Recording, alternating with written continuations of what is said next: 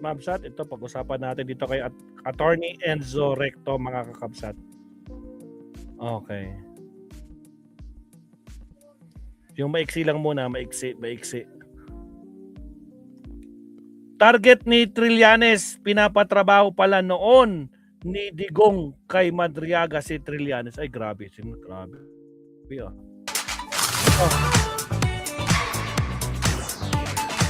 Again, sa mga bagong pasok, shoutout guys. Huwag kalimutan mag-like at subscribe.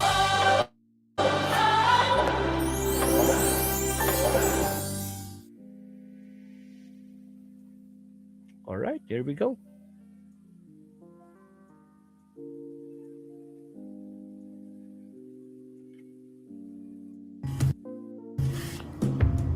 Wala nang maraming paligoy-ligoy pa. Diretso sa punto na. Maiksi lang ang komentaryo, pero diretso sa punto. Maraming kuro-kuro, may tiwali, may totoo. Dito, sa puntong diretso tayo. Punto, diretso. O mga kabunyog,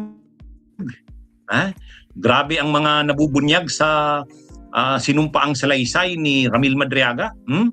Ano pala? May plano palang isabotahe hanggang asasinasyon kay dating Senador Sonny Trillanes, itong sila Digong Duterte. Ano yan galing mismo yan kay Ramil Madriaga. Ano yan mga kabunyog? Hindi lang ang mga isiniwalat, ibinunyak ni Ramil Madriaga na may mga pinagplanuhan na isabotahe hanggang sa asasinasyon, hindi lang si Trillanes, si PBBM mismo. Yan yung mga matinding pagbubunyag ni Madriaga sa kanyang supplemental affidavit na binasa niya doon sa pagdinig ng Kamara under oath. Under oath. Ito kasing si Madriaga, based mismo sa kwento niya, siya ay graduate siya ng law. Graduate siya ng law sa San Sebastian. Hindi nga lang siya pumasa sa bar. Pero magaling siya sa mga tungkol sa intelligence, mga security mga security concerns. Magaling siya sa ganon. Kaya noong panahon na yung yumaong congressman ng Parañaque na dating National Security Advisor, si Roy Lugoles, umano siyang staff nito.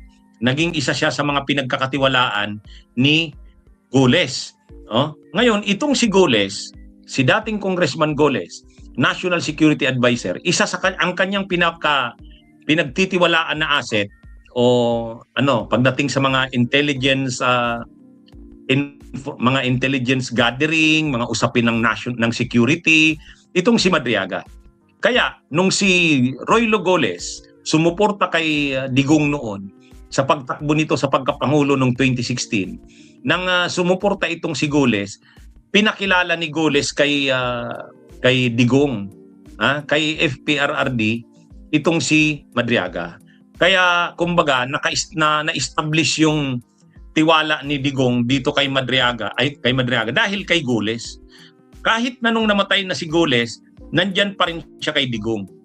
Nung si Digong ay presidente na, pinagkakatiwalaan pa rin siya ni Digong at maraming mga pinapagawa sa kanyang operations. Ginamit siyang yung kanyang pangalan, mga dummy accounts ni Digong. Ginamit. At saka siya yung kumukuha ng mga daan-daang milyon na mga pera galing sa mga Chinese. Sa mga Chinese na actually mga pangalan na nadadawit doon sa Farmally, sa mga illegal na pogo. Yun, nababanggit ni Madriaga. Pero ang isa sa pinagawa kay Madriaga na kwininto ni Madriaga sa kanyang testimonya na pinapukusan sa kanya si Trillanes. 11. As part of my duties, PRRD specifically instructed me to monitor, operate, and sabotage former Senator Trillanes. However, PRRD was apprehensive in ordering the assassination of Senator Trillanes because of the latter's support and contact in the armed forces of the Philippines. Ibig sabihin, mainit na talaga ang dugo ni Digong noon kay Trillanes. Ay kasi naman, nung panahon ni Digong, presidente ito, hindi naman natakot si Trillanes. Ha? Si Trillanes ang nag-iimbestiga sa kanyang mga ill-gotten wealth, mga unexplained wealth, yung mga siya rin yung kumuha ng mga bank transactions. Yan yung ipipresent ni Trillanes sa hearing sa April 22, yung mga bank transactions na yan na inimbestigahan niya noon pa. Kaya noon pa, mainit na talaga ang dugo ni Digong dito kay Trillanes. Makita naman natin yan doon sa hearing eh. Ay di ba doon sa hearing, itong si Digong ay babatuhin sana ng Mike si Trillanes. Ano ang issue doon na inuungkat? Yung tungkol sa mga bank accounts ni Digong na may mga pumapasok na pera sa kanyang account, sa account ni Sara, sa joint accounts nila, na galing sa mga drug lords. Kaya galit si Digong doon. Pero pinapanindigan ni Trillanes na reliable yung kanyang mga sources. Kaya nung panahong buhay, presidente pa si Digong, ayon kay Madriaga, binigay sa kanya ang trabaho na tutukan si Trillanes. At kung kinakailangang isabotahe ito, tayin ito, gawin. Yun. Ano yan Yan yung laman ng testimonya ni Madriaga. Kaya lang siyempre, hindi naman yan napag-usapan kasi hindi naman yan tungkol sa impeachment ni Sara. Ibang bagay na yan. Pero dapat imbestigahan yan ng NBI. Yung mga binunyag na yan yung mga binunyag na yan ni Madriaga, dapat imbestigahan ng NBI yan. Seryoso yan. Seryoso yung sinasabing pinagplanuhan si PBBM, itong si Trillanes pinagplanuhan din ni Digong at ang binigyan niya ng task na subaybayan si Trillanes, parang ikahon ang mga movements nito, subaybayan ang mga galaw, at kung magkaroon ng pagkakataon na tirahin ito, sabutahihin ito, assassinate ito, gawin. Kaya lang nung bandang huli daw, medyo hindi na desisyonado si Digong. Kasi sabi ni Madriaga, marami kasing mga kaibigan, siyempre mga kilala si Trillanes sa loob ng AFP kasi dating PMA yan, dating official ng Navy. So medyo mas magiging problema niya. Kaya yun daw ang dahilan bakit parang nagbago ng isip si Digong tungkol kay Trillanes na parang hayaan na lang yan. Pero nung una daw talaga, pinag-isipan talaga ng masama si Trillanes na isabotahe ito. Kung kailangang i-liquidate ito, ililikida. Yun yung task sa kanya na binigay. Sabi ni Madriaga, doon yan sa kanyang sinumpaang salaysay. Doon yan sa kanyang sinumpaang salaysay. Kaya ewan ko kung anong gagawin ni Trillanes dyan. Baka mag-file ng reklamo niyan si Trillanes sa NBI para imbestigahan yon. At si Madriaga ang magpo-provide ng detalye niyan. Ay, grabe. Dagdag na naman ito sa mga krimen ng mga Duterte. Saka hindi naman talaga malayong totoo yung sinasabi ni Madriaga. Mainit naman talaga ang dugo ni Duterte kay Trillanes. Kitang-kita naman natin.